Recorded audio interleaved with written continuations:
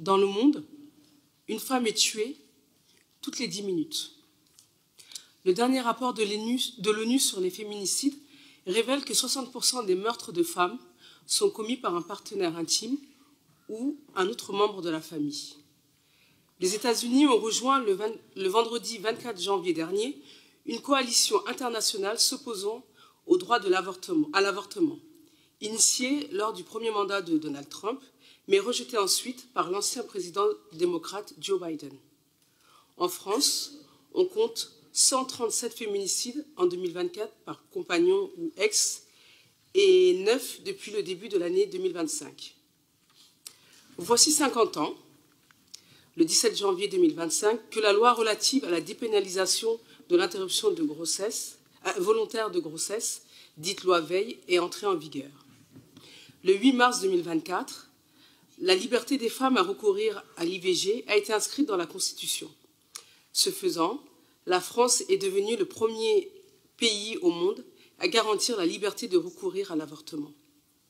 Pourtant, l'inscription de l'IVG dans ce texte fondamental n'en fait pas un droit opposable et les difficultés d'accès à l'avortement persistent. L'affaire Pelicot a été un révélateur important des violences sexuelles dans la société française, de leurs mécanismes et des difficultés rencontrées par les victimes pour faire valoir leurs droits les plus fondamentaux. Les Montreuilloises auront d'ailleurs l'occasion d'en débattre, et les Montreuillois aussi, auront d'ailleurs l'occasion d'en débattre avec d'éminentes personnalités féministes ce 13 février au Méliès. La Cour des comptes a épinglé dans un rapport publié ce lundi 27 janvier la politique de l'État en faveur de l'égalité femmes-hommes qui peine, selon elle, à produire des effets probants. Elle a aussi décrit une politique en trompe-l'œil où l'augmentation des crédits alloués sur l'égalité femmes-hommes résulte d'une volonté d'affichage. À Montreuil, les doigts d'une main ne suffisent pas pour compter le nombre de féminicides directement par le conjoint ou poussés au suicide par celui-ci depuis 2014. Tous ces faits démontrent que la lutte doit continuer et que le travail pour atteindre l'égalité reste colossal. Je rends d'ailleurs hommage à mes prédécesseuses qui se sont battues, entre autres, pour que l'on inscrive dans la loi la rédaction de ce présent rapport. Nous sommes héritières de leurs valeurs et de leurs combats. Nous faisons évoluer, puis transmettons ces valeurs et ces combats dans notre commune, dans notre pays et dans le monde. J'ai donc l'honneur ce soir de vous présenter pour la 4e année consécutive le rapport sur la situation en matière d'égalité femmes-hommes au sein de la ville de Montreuil. Et ce, comme l'exige la loi du 4 août 2014 pour l'égalité réelle entre les femmes et les hommes. Dans un premier temps, nous allons vous présenter le rapport effectué par le service des ressources humaines que je remercie pour ce travail ardu. En effet, la ville de Montreuil, en tant qu'employeur, doit montrer l'exemple et doit s'efforcer à atteindre l'égalité et à éradiquer toute forme de violence sexiste. Nous aborderons ensuite la politique municipale et citoyenne mise en place pour lutter contre le sexisme et ses conséquences dans notre société. Je remercie chaleureusement la chargée de mission pour cet état des lieux exhaustif et méticuleux. Concernant la politique des ressources humaines, le rapport social unique 2023 montre que Montreuil n'échappe pas aux réalités sexistes de notre société en matière de statistiques. Les femmes sont toujours les plus précaires et ont les salaires les plus bas. Elles sont aussi davantage victimes d'accidents du travail. Dans les instances du personnel, si les chiffres sont au-dessus de 50% en termes de représentation, dans les faits, elles composent à plus de 60% le personnel de la ville.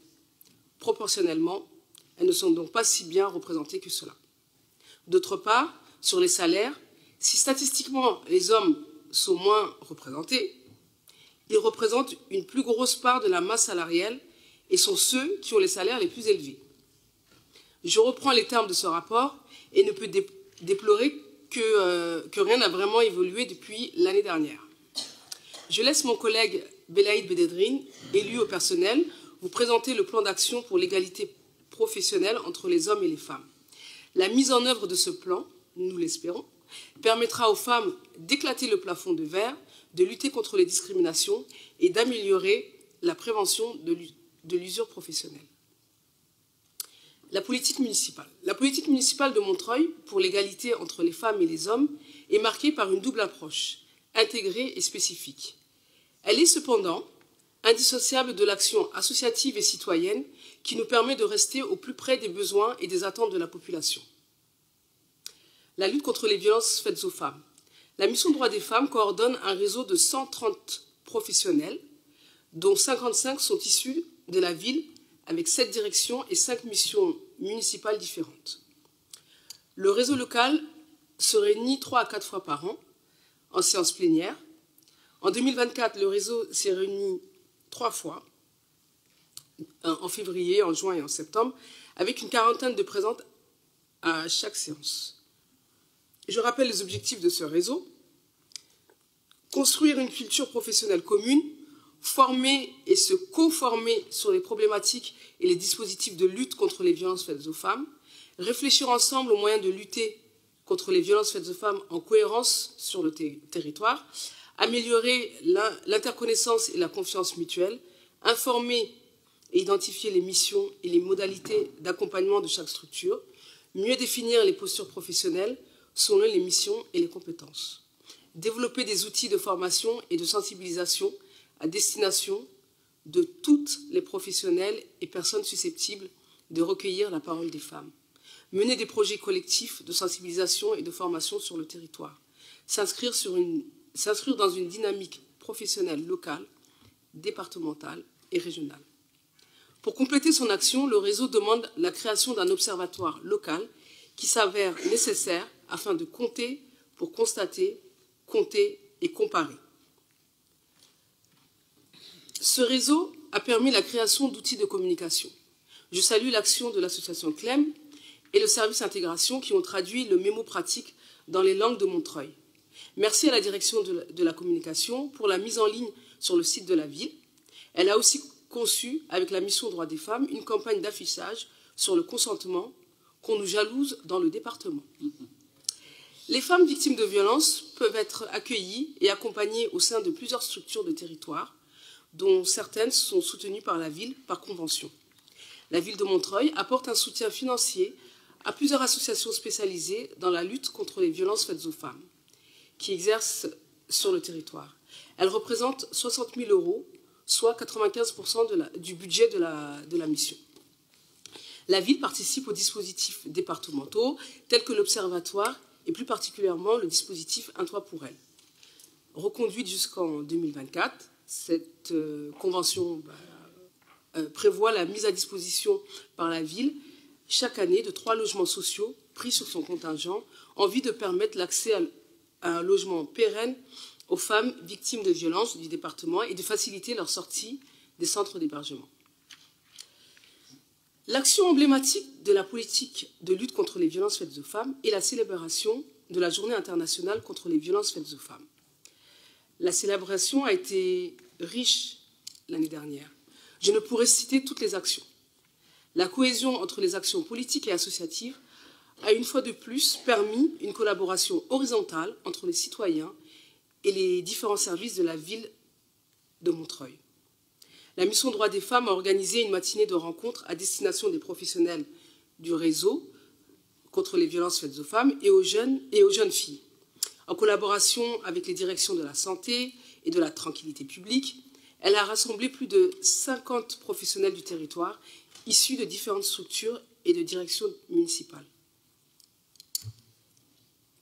Cette année, 2 temps d'échange ont été programmés pour approfondir des problématiques entravant les parcours des femmes victimes de violences.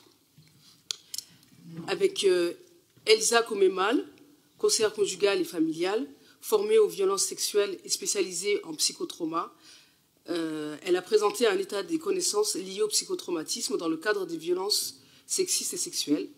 Katia Bourdon, l'assistante sociale du commissariat, a fait le point sur les différences de procédure entre les enquêtes en flagrant délit et les enquêtes en préliminaire, pointant les avantages et les limites de chacune des procédures. Les participantes ont souligné l'intérêt de bien connaître les procédures pour agir de manière efficiente en fonction des situations. En clôture de la matinée, le maire a pris la parole pour souligner le travail des professionnels, sur cet enjeu majeur, il a insisté sur la situation de plus en plus complexe pour les professionnels qui font face à des situations extrêmement difficiles dans un contexte de pénurie absolue. Enfin, il a soulevé quelques perspectives en prenant appui sur la qualité de ce qui se fait à Montreuil au travers du réseau local des professionnels. L'atelier d'autodéfense verbale proposé aux agentes, en non-mixité, a permis de libérer la parole, mais aussi de mesurer le caractère collectif des vécus. Il a surtout permis de créer des liens et une sororité entre les agentes. Le centre social du Bel-Air a organisé une soirée en partenariat avec le MEIS et différents services de la ville. La projection du documentaire Mothership a rempli la grande salle du cinéma et a donné lieu à un riche échange avec la réalisatrice Muriel Cravatte et l'association SOS Méditerranée. La célébration du 8 mars par la mission des droits des femmes est significative de ces actions. Là encore, l'articulation du travail des citoyens et des professionnels a été optimale et a permis l'implication de plusieurs services, toujours de manière horizontale et sur la base du volontariat. Le principe étant de créer l'engouement par l'exemple. Le service communication nous a trouvé un logo. La direction des sports, partenaire féministe de longue date, a encore une fois visibilisé les sportives avec la soirée débat et l'organisation de tournois de foot et de rugby. La direction de la santé, en portant entre autres le projet Réparons l'excision, contribue à la prise en compte des spécificités sanitaires des femmes. La direction de l'urbanisme participe à la mise à l'abri des femmes victimes de violences et travaille à augmenter le nombre d'odonymes féminins. Les associations comme les Saxifragettes et la Maison des femmes s'associent à cette démarche. La Maison des femmes espère que le boulevard du tracé du tramway affichera des noms féminins. Le comité local de l'association Femmes Solidaires a proposé à la municipalité d'installer un banc rouge en mémoire de toutes les femmes victimes de féminicide au square Patriarche. Merci à l'atelier et à la direction des bâtiments pour cette œuvre artistique. Le maire a inauguré le banc en insistant sur la prévention et la sensibilisation auprès des jeunes chez qui la problématique reste difficile. La direction de l'enfance et la mission du projet éducatif de territoire parentalité a aussi contribué, travaille aussi sur cette problématique. Nous espérons que l'on reprenne le travail sur la budgétisation sensible au genre. Notre ville pionnière sur ce concept peut compter sur ses agentes engagées pour la réaliser. Nous travaillons à rendre visibles les actions qui promeuvent l'égalité, tout autant que la prévention des violences sexistes et sexuelles. Être une ville exemplaire, c'est d'abord être un employeur exemplaire. La lutte contre le sexisme et les violences faites aux femmes est un engagement ferme et une volonté politique partagée. Nous construisons ensemble les conditions d'une ville protectrice, résolument féministe et fièrement inclusive. Oui, je le redis, c'est un travail collectif, volontaire, sororal, et je remercie les agentes et les DGA concernés, les Montreuilloises et les élus de m'avoir fait confiance. Travailler sur les discriminations demande un effort d'introspection et de déconstruction que la ville de Montreuil accepte de faire. Ensemble, continuons à travailler pour un avenir où chaque individu, quelle que soit son identité de genre, a les mêmes droits, les mêmes opportunités et la même reconnaissance. L'égalité entre les femmes et les hommes n'est pas seulement un objectif à atteindre, mais un droit fondamental qui doit être respecté. Merci de votre attention et la lutte continue.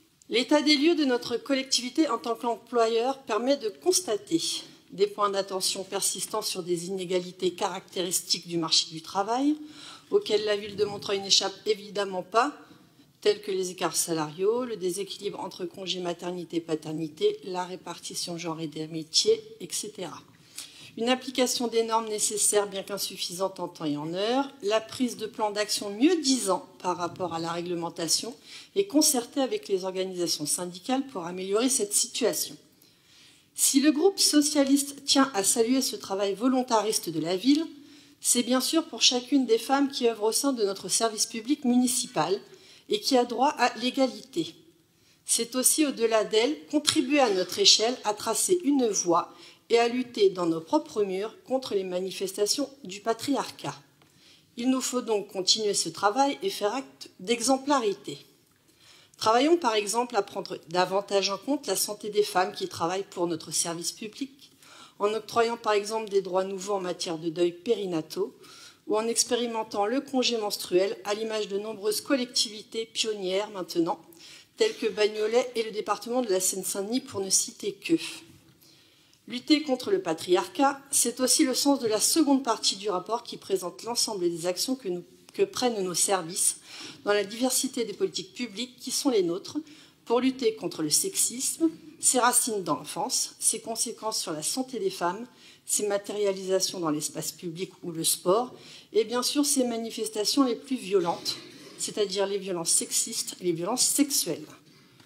Il est à constater que, malgré le fait que cette cause ait été grande cause nationale, l'État n'a toujours pas déployé les moyens nécessaires pour la mise en place d'une politique publique forte pour éradiquer ces violences. Chaque année, le décompte des féminicides continue et leur nombre ne baisse pas. Cela passe également par une approche transversale qui ne se limite pas à lutter contre les violences, mais par la lutte contre le sexisme à tous les stades de la vie et dans tous les espaces, privés, professionnels, publics, politiques, médiatiques, culturels, numériques. En ce qui concerne le domaine professionnel, il est à déplorer que l'État, à part de grands blabla sur un service public de la petite enfance, n'a toujours pas mobilisé les moyens nécessaires pour un développement de ce service public essentiel, la garde des enfants en bas âge reposant essentiellement sur les mères, empêchant la progression de leur carrière professionnelle et empêchant certaines d'accéder au marché du travail et à leur indépendance financière. Je pense spécialement aux familles monoparentales qui représentent un quart des familles en France et qui sont à 80% des mères isolées. En opposition frontale avec cette conception, les socialistes continueront de porter, à Montreuil comme au niveau national, une approche globale visant à apporter un changement culturel profond en faveur de l'égalité des genres, via l'éducation, via la culture, via les médias, via leur représentation paritaire, institutionnelle et politique, toujours en formant systématiquement les professionnels en contact avec les enfants, les professionnels de la santé, les professionnels du parcours des victimes et les acteurs de la vie civile, associative et politique. À conjuguer féminisme et progrès social en améliorant la condition de vie de toutes les femmes, que ce soit en matière de fiscalité, de santé, de valorisation des professions essentiellement féminisées, d'accompagnement à la parentalité ou d'accompagnement des aidants familiaux, en grande majorité des femmes.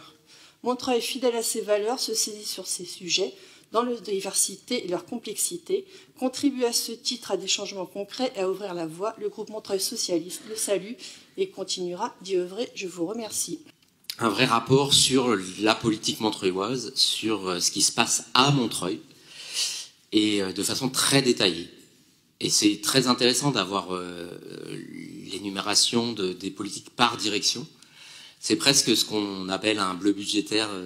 Voilà, alors il n'y a pas des chiffres avec, mais en fait, c'est vraiment, on essaye d'avoir une vision exhaustive de ce qui se fait dans la collectivité, et c'est du coup intéressant. Et puis ça montre à la fois les progrès qui sont faits, et puis aussi les manques que d'ailleurs Mama a pointé.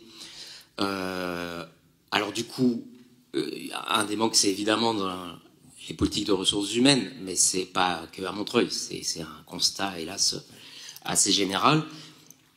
Du coup, il y a une stratégie qui nous est présentée dans la foulée. On a envie de dire une stratégie qui est présentée dans la dernière année du mandat et après 2 mandats.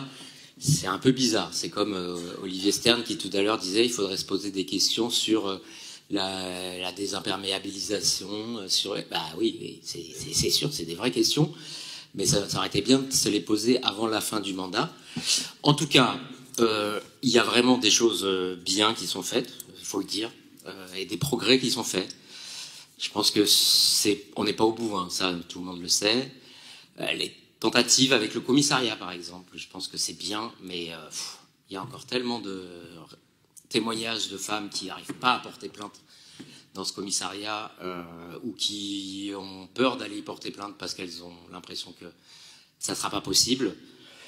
Sans parler des fois où on leur dit non, il faut faire une main courante et pas une plainte. Bref, voilà, il y a encore du boulot, et quand on voit semaine après semaine les affaires qui sortent de MeToo, on a l'impression qu'on est, enfin, qu'on est vraiment pas allé au fond encore, hélas.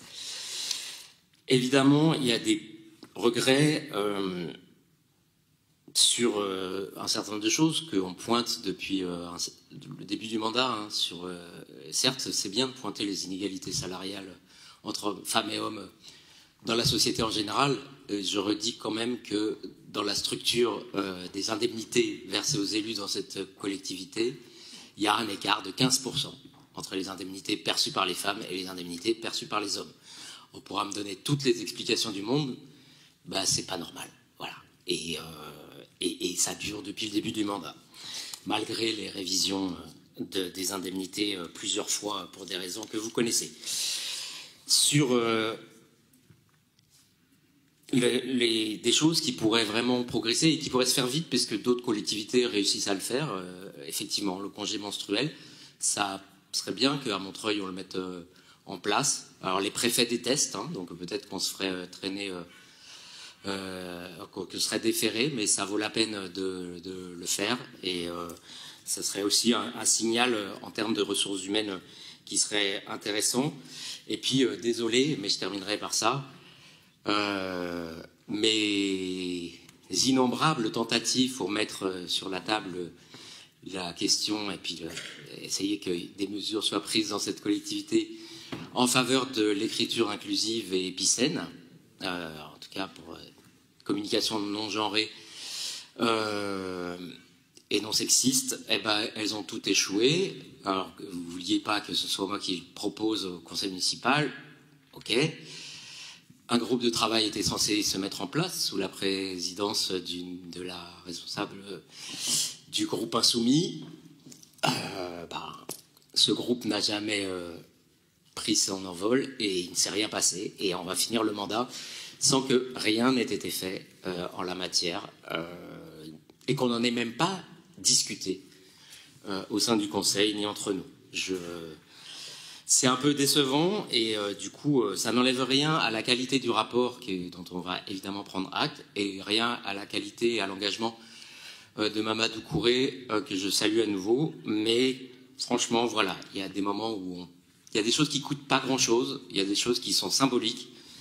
Mais en matière de lutte contre le sexisme, les symboles, c'est super important. Dans ces plans d'action, nous avions été précurseurs dans la foulée donc, de la Charte européenne de 2014, avec la mise en place d'un budget sensible au genre, à titre expérimental, dans la direction des sports et de la jeunesse, précédent mandat. Budget sensible au genre qui a été abandonné, alors même que les villes de Lyon et de Bordeaux se sont inspirées de notre expérience pour le mettre en œuvre aujourd'hui. Donc voilà, donc c'est un petit peu dommage, mais néanmoins, notre ville continue de montrer la voie avec des politiques publiques ambitieuses et intégrées tant en interne qu'en direction de la population montreuilloise dans directions secteurs qui ont été évoqués comme les sports, la culture, la santé, l'éducation, etc. Mais je voudrais malgré tout revenir sur ce rapport et notamment sur certains chiffres qui mettent en lumière ces avancées significatives. On constate effectivement une féminisation puisque en 2023, 62,85% des agents de la ville sont des femmes, donc une forte féminisation de notre administration. Cependant, nous constatons que cette féminisation ne se traduit pas toujours par une égalité dans l'accès aux responsabilités et aux rémunérations. En effet, les femmes restent surreprésentées dans les filières médico-sociales à 94%, administratives à 77% et dans l'animation 66%. Tandis que les hommes dominent les filières techniques, 53%, policières, 75%, et sportives à 75%, même si là, il y a aussi une amélioration. Plus de femmes intègrent des équipements sportifs. Ces disparités genrées des métiers sont le reflet de stéréotypes qui sont persistants et que nous devons absolument combattre. En matière de rémunération, bien que les salaires aient augmenté en 2023 grâce à leur réévaluation du SMIC et du point d'indice, les écarts entre les femmes et les hommes persistent. Les femmes sont majoritairement concernées par les plus basses rémunérations. 70% des agents rémunérés à 1 844 € au moins sont des femmes, tandis que 55% des agents rémunérés à plus de 2 325 € sont des hommes. Ces chiffres montrent que plus les rémunérations augmentent, moins les femmes seront présentes. Cela doit nous interpeller et nous pousser à renforcer nos actions pour garantir une véritable égalité salariale. Sur le plan des politiques publiques, Montreuil continue de se distinguer par son engagement contre les violences faites aux femmes. En 2024, notre ville a renforcé son réseau local de professionnels qui compte désormais plus de 130 membres, dont 55 issus de 7 directions municipales différentes. Ce réseau, animé par la mission Droits des femmes, permet une coordination efficace des actions de prévention, d'accueil et d'accompagnement des femmes victimes de violences. Nous pouvons également être fiers de notre dispositif de relogement des femmes victimes de violences. Entre 2020 et 2023, 36 femmes et 58 enfants bénéficiaient d'un relogement pérenne et 16 places dédiées aux femmes victimes de violences conjugales ont été créées en 2024. Ces actions concrètes sauvent des vies et permettent à des femmes de retrouver une stabilité et une sécurité indispensables, même si ça reste encore des chiffres malheureusement trop faibles. En matière de parentalité, la ville a élaboré un guide de la parentalité pour informer les agents de leurs droits et les accompagner dans l'articulation entre vie professionnelle et vie personnelle. Ce guide est une avancée importante, mais nous devons aller plus loin pour favoriser un partage équilibré des responsabilités parentales et lutter contre les inégalités qui pèsent encore sur les femmes. Cependant, malgré ces avancées, ces défis subsistent. Le recours au temps partiel reste majoritairement féminin. 7% des femmes travaillent à ce temps partiel contre seulement 0,72% des hommes. Ce choix, souvent contraint par les responsabilités familiales, a des répercussions sur les carrières, les rémunérations et les retraites des femmes. Nous devons continuer à agir pour permettre une meilleure articulation des temps de vie et lutter contre les inégalités qui en découlent. En fait, je souhaite souligner l'importance de la prévention de l'usure professionnelle, notamment chez les femmes. En 2023, nous avons constaté une augmentation du nombre d'accidents au travail chez les femmes, 109 contre 97 en moyenne sur les 5 dernières années. Les femmes sont plus exposées à des risques invisibles contre les troubles musculo-squelettiques ou l'usure psychique, tandis que les hommes sont davantage exposés à des risques physiques. Il est donc essentiel de renforcer la prévention et la prise en compte du genre dans nos politiques de santé au travail. Le groupe Les Écologistes, Montreuil Écologie, salue les avancées de ce rapport et du plan d'action 2024-2026. Mais nous restons vigilants. Nous voulons aller plus loin en profitant de l'élan du budget vert pour construire un outil budgétaire qui incorpore d'autres éléments, comme je l'évoquais en début de mon intervention, sur le genre, par exemple, dans le sport ou la jeunesse. Je souhaite aussi que l'on reste vigilant parce que nous pouvons améliorer notre action sur une série de points. Je parle ici de la mise en place d'un congé menstruel pour notre personnel. Et l'exemple nous est donné, comme ça a été évoqué, par Bagnolet, Saint-Ouen, par exemple.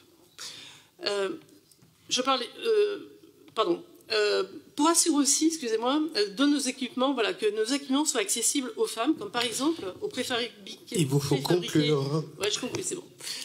Aux préfabriqués rue Paul Doumer, où pour le moment féminiser sera impossible malgré toute la volonté que l'on pourrait y mettre en l'absence de vestiaires adaptés et de bâtiments salubres. Et donc nous prenons acte de la présentation du rapport en matière d'égalité entre les femmes et les hommes pour l'année 2024 et je passe la parole à Belaïd Bedreddine pour la présentation du plan d'action 24-26 sur l'égalité professionnelle.